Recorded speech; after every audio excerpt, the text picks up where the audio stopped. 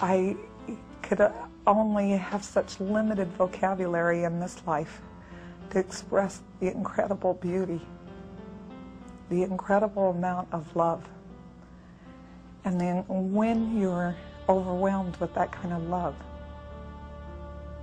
you want so much to tell people here how wonderful that is.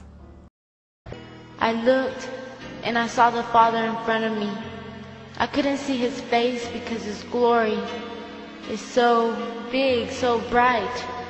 It shined and it made all heaven be lighted up. His glory made everything that was the light.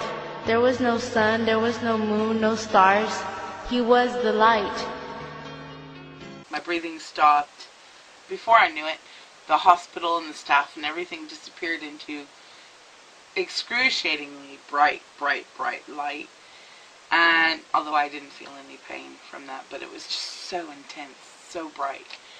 And was that the glory of God?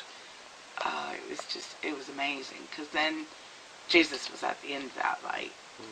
A study of over 400 people over years. Those people who had attempted suicide and didn't have any form of the near-death experience went on to attempt it at least 3 to 6 more times until they succeeded.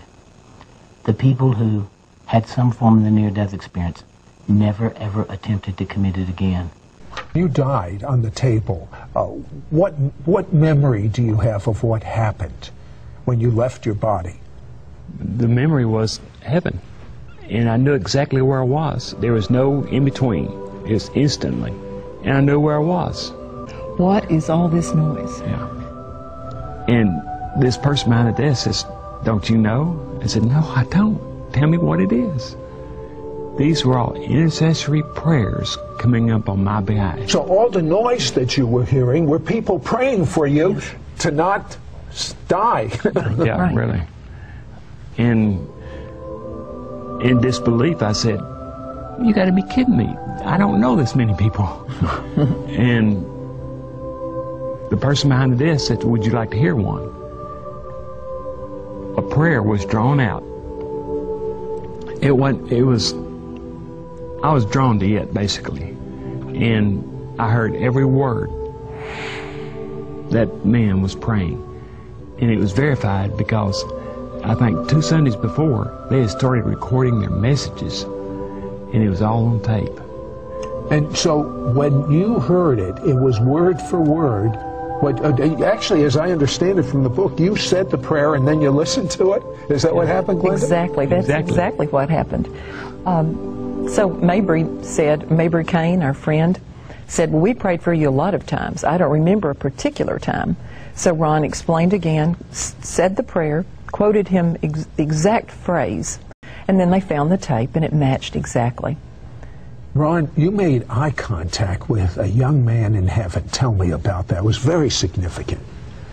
This young man, almost in a mischievous way, said, "I made it, I made it, I made it." What did the Lord tell you about this young man? Remember this. And then one week came and they said, "Well, we had Scotty's funeral this week. No need to pray for him anymore." And after the meeting, Ron went over to her and you said, "I don't know why I asked, but did you bring a picture of Scotty?"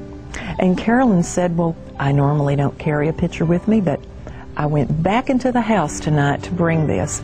And she reached down into a large bag and pulled out a framed 8 by 10 of Scotty and showed Ron. And the next thing I knew, and Ron dropped to his knees in front of her, just collapsed, and said, "That's the young man I saw entering heaven." You had no doubt whatsoever it was him. And we were in Paris, and at 11 o'clock in the morning I had a perforation of my stomach. When this happened, the pain was the most acute pain I'd ever experienced in my life, and it just dropped me right down to the ground. It's real hard for me to talk about, and I'm not going to tell you much about it, just a little bit, because it just gets too ugly.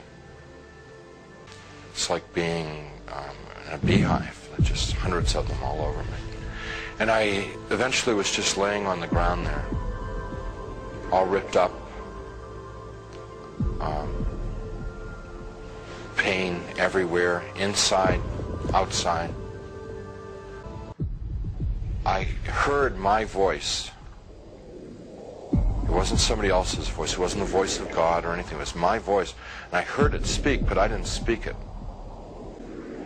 So whether it's the voice of my conscience or I don't know what it was. It was just, but I distinctly heard my voice say, pray to God. And so I thought to myself, I don't believe in God. Pray to God. So I called out into the darkness, Jesus, please save me. Please save me. And he came. He came. First there was a tiny little speck of light in the darkness, and very rapidly got bright. And he reached down, he was in this light, and he's gently putting his hands underneath me and very tenderly picking me up. And as he's touching me, everything just goes away. All the wounds, all the pain, all the dirt, it just kind of like evaporated away. And I'm like whole and healed. And inside, just filled with his love, which I wish I could be more articulate about. It's so frustrating not being able to tell people about it, because you know, it's the best thing that ever happened to me in my life. I mean, it's like it's the everything. You know, it's the all of life is to know that love. And he's carrying me out of there. Up we just go. Out, gone. And we're moving towards a world of light, and we stopped. We weren't in hell, we weren't in heaven. We were in between. And we stopped. And we began to converse, and he was talking and telling me things, and he brought over some angels, and we went over my life from beginning to end. What they were trying to convey to me, in a nutshell, was my whole purpose of my existence had been to love God, love my neighbor as myself. That's why I had been created.